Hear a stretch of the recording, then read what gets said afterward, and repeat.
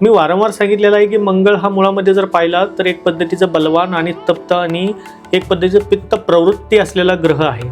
मंगळाचा colour जरी तुम्ही पाहिला असाल तर तो लाल रंगाचा कलर आपल्याला शास्त्रामध्ये सुद्धा सांगितलं आहे. दुर्बिणीत अनेक शास्त्रज्ञांनी शोध लावलेला आहे.